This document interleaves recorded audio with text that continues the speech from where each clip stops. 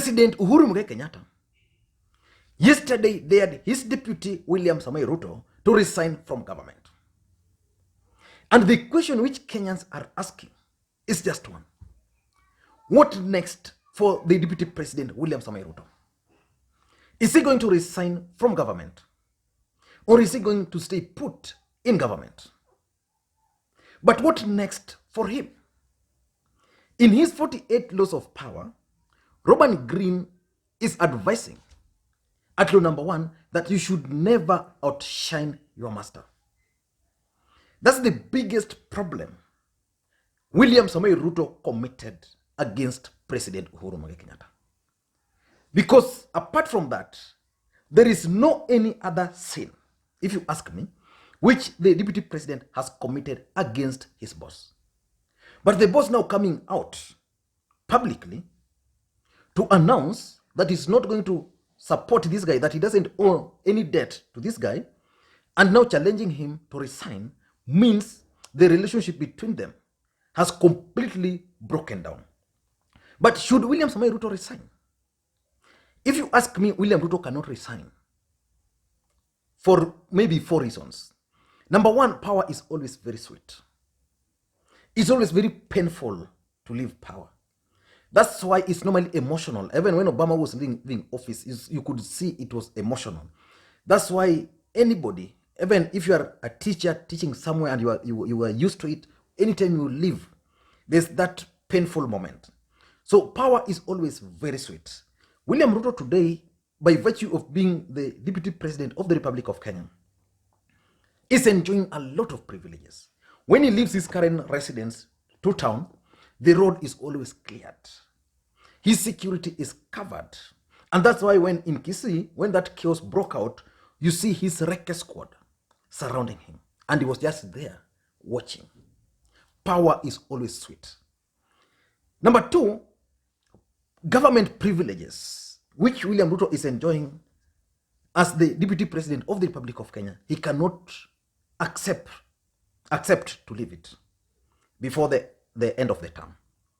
Take, for example, the current residence. Do you think William Ruto has such facility as William Ruto, where he can just invite people come, they drink tea, he holds meeting there, they leave, ukiingia huko ni power. Do you think he has that kind of facility? I don't think. And you see, anytime people go there, they eat, those are at the expense of your taxes. So those privileges he can only enjoy while in government. So he cannot accept to resign. Number 3, power also attracts people. Power attracts people in a very simple way. When you are a minister, like Rashid Echesa was a minister, rest assured, so many people were going to his place. His phone was ever busy. And one man, Bitange Ndemo, once opined in a very long article how his phone stopped ringing, immediately was fired. In fact, at some point he thought that maybe the phone had a problem. So he checked, everything was okay. But people just stopped calling him. So power normally attracts people. So many people are today supporting William Ruto.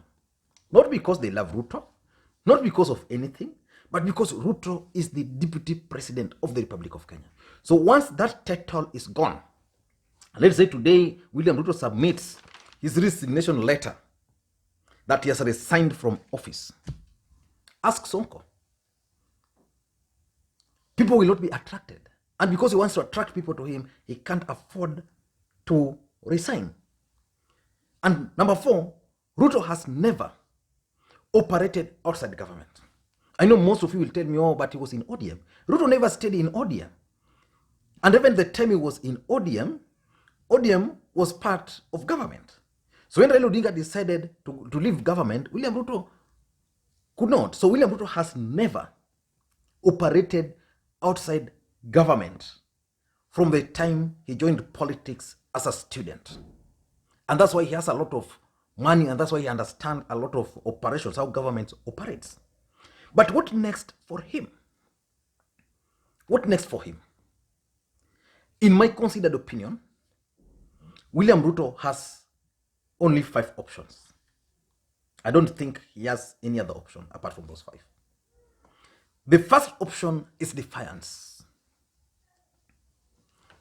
William Ruto must now learn the art of defiance, not rebelling. What he's been doing is trying to please President Uhuru Kenyatta. He goes to central Kenya like he did yesterday. Then he still pinpoints the success of the government. Tomorrow he will go to the coast. He will tell those people how the government has failed. Or his people will tell them how the government has failed. It's only Ruto who will, like in Kiambu yesterday, he was telling those people how him and Uhuru brought the SGR. At the coast, he will tell those people how SGR was a bad project. So the president will still just have issues with him. So he must now decide to be defiant. He must stop doing anything the president tells him to do. Or he must stop doing anything which he's supposed to do constitutionally, but just focus on his campaigns. So if the president is asking him to resign, the deputy president should tell the president that I'm not going to resign. You didn't elect me. We were both elected on a ticket. So that defiance would be good for him. The second thing he must do, in my considered opinion, Ruto must engineer mass exodus from Jubilee Party. That's the only way to deal with President Uhuru Kenyatta. Uhuru Kenyatta is the leader of Jubilee Party. Perceptionally, Jubilee Party is the largest political party in Kenya based on numbers in parliament, senate, governors, and MCS. That's the fact. But again, it was a coalition of several political parties which marched together. So Ruto must not bring these other coalition partners together and decide to leave Jubilee Party. Something has been happening in Oda. I don't know whether you've observed it. This yellow shirt is associated with the Oda. I know sometimes when I put on orange t-shirt here, some people tell me, oh, when you move to Odia. But it's just color. By the way, I love yellow colors and orange colors. If you've been keen, Oda is not being sold in central Kenya. At the coast, they are selling it. In Western, they are selling it. In Ukambani, they are selling it. What's happening at Western and at Central Kenya? Why are they not selling Oda Party in Central Kenya? So this is the time the deputy president must convince 5 members of parliament to resign from Jubilee. Identify 5 members of parliament from safe constituencies. Maybe 4 from Rift Valley, 1 from Western, 1 from Coast. Ask them, and even 1 from Central. Okay, let's say 2 from Rift Valley, 2 from Central, and 1 from Coast or 1 from Western. Ask them to resign. He can compensate them. Then engineer or occasion a by-election. Then compete against president. In Rift Valley, atashinda, Ruto atashinda. In Central Kenya, again, in those 2 constituencies, he can win. Because currently, he has leeway in that region. So he must start figuring out how he can engineer mass exodus. Because, timing in politics is also very key. From the time William Ruto and his brigades formed order, there was that transition. There was that movement from Jubilee to that office. Today, we're not even seeing that party headquarters being active. So it means Kenyans are getting used to order as a political party that is just there. Number 3, he can decide to resign. And of course, I've explained why I believe Ruto cannot resign. But resignation is one of the best strategies for him. But that resignation the timing must be correct. Because failing on timing would make it useless. So William Ruto can decide to resign. If he resigns today, he's going to gain sympathy. And apart from gaining sympathy, because most people will say, oh, he was frustrated, that's why he had to resign. Apart from gaining sympathy, if he resigned today, he'll be viewed as someone who stands for something. The only person who's known to have resigned from a political party is one man, Raila Odinga. And I was watching Parliament the other day, and I saw how the senator for Bungoma, Moses Wetangula, was explaining this. So Ruto should choose that option of resigning so that Kenyans can start taking him seriously. If we do not have party discipline in this country, we can as well say bye to democracy. Love him or hate him, when Raila Odinga disagreed with Michael Wamalwa Kijana in the party I lead, Ford Kenya, he reconsidered his position, resigned, and went back to Kibra, then called Langata, and sought a new mandate with a party called, was it LDP or NDP? NDP. Today, Mr. Speaker, we don't have any single politician in this country with that courage. People want to enjoy the comfort of the day and the night at the same time. Number 4, I think William Ruto should also take his time and wait for President Uhuru Kenyatta's next move. Uhuru Kenyatta told this guy that, number 1, I don't owe you anything. William Ruto responded that, of course, you don't owe me anything. We only owe Kenyans services, which was a good response. Then he's telling him that you resign.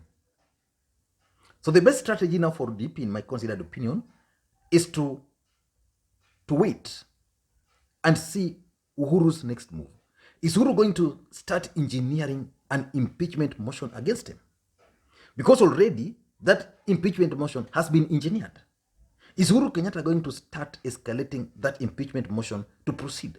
So the DP should wait and see and use what we call the use of absence to increase strength and honor. Something which is found also in the 48 Laws of Power, law number 16. That you can actually use absence to increase strength and honor. Raila Odinga used this effectively. After the 2013 general election, Raila Odinga alipoteza network kidogo. Then he decided to do something. Raila Odinga left this country, went outside the country to Boston for 3 months. He stayed there for 3 months. By the time Raila Odinga was coming here, Baba While You're Away came up. And that's what propelled him again. He came back more energized, more energy, and more honor. And that's what he used to propel him to start the 2017 presidential campaign. So William Ruto should also just use some of these simple strategies.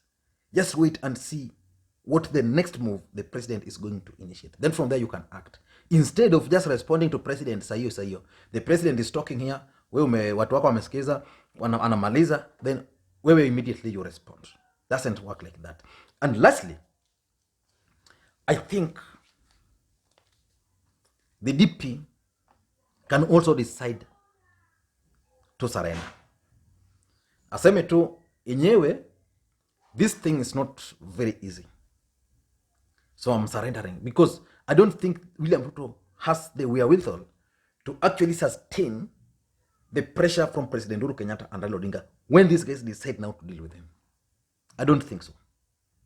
I personally don't think that William Ruto also has support across the country which can withstand the pressure from Uhuru and Ruto. Uhuru and Raila. I don't think so. William Ruto has massive support in Rift Valley. In central Kenya is still cosmetic. I want you to listen to Kabogo explaining this. Take you back to what you have said. Kabogo is there, you're a Central Kenya leader. And for the first time, Governor, Central Kenya is being led from outside.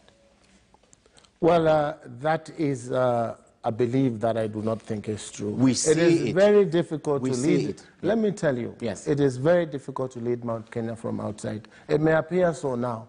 Let the people of Mount Kenya enjoy the fruits of what they're eating today.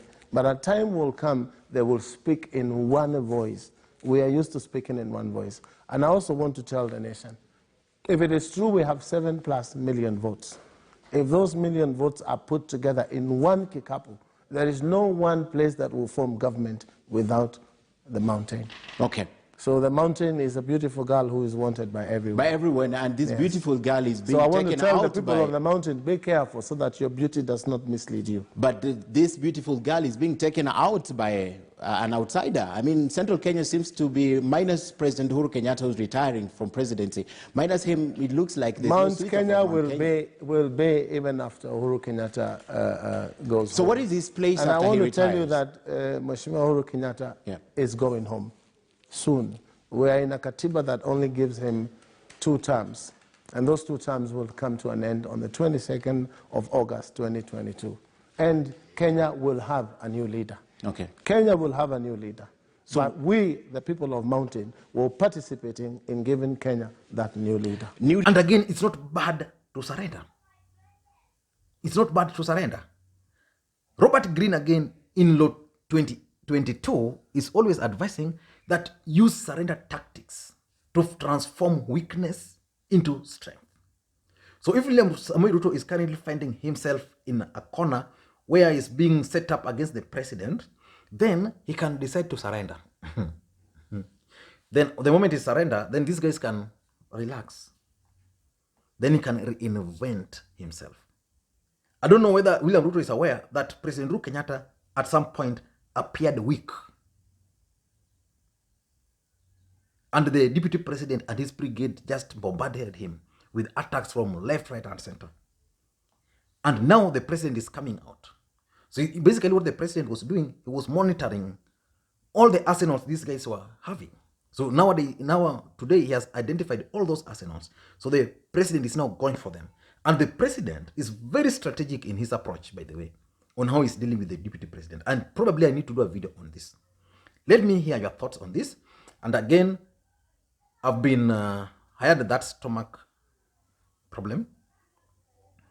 And someone, because I went to the hospital, they didn't find, they conducted several tests, nothing, But there's a gentleman there who prescribed for me some drugs yesterday, but one, I think Good Life at Nakumat. And I'm fine now. So those who called me during that time, please bear with me. I could not pick those phone calls.